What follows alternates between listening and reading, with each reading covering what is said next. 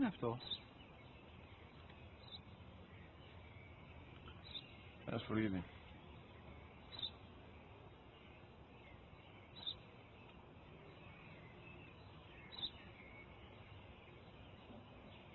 Τι είναι αυτό?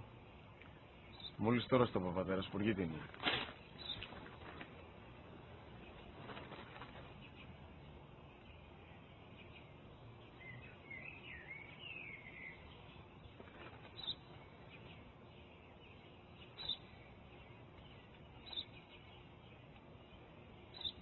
Τι είναι αυτό?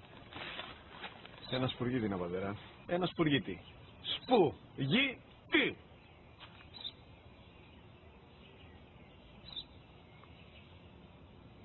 Τι είναι αυτό? Γιατί το κάνεις αυτό το πράγμα, μπορείς να μου πεις? Τόσες φορές σου είπα, είναι ένα σπουργίτη. Δεν το καταλαβαίνεις.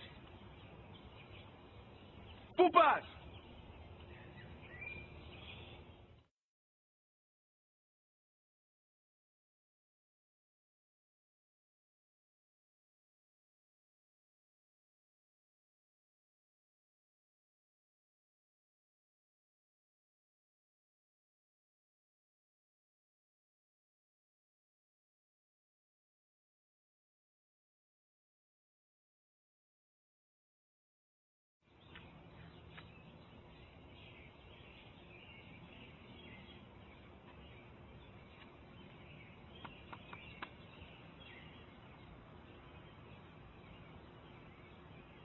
Δυνατά.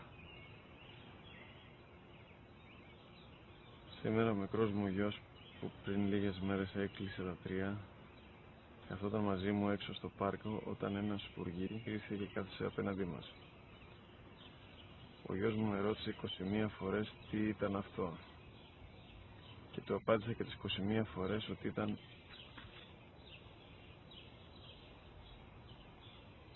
ένα σπουργίτη.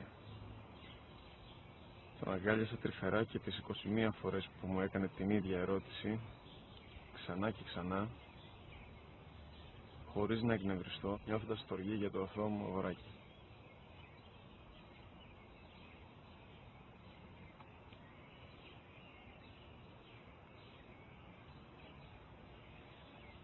وَقَضَى رَبُّكَ أَلَّا تَعْبُدُوا إِلَّا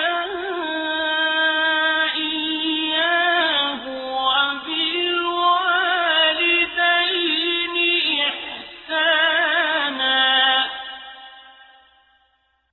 إِمَّا يَبْلُغَنَّ عِندَكَ الْكِبَرَ أَحَدُهُمَا أَوْ كِلَاهُمَا فَلَا تَقُل لَّهُمَا أُفٍّ وَلَا تَنْهَرْهُمَا وَقُل لَّهُمَا قَوْلًا كَرِيمًا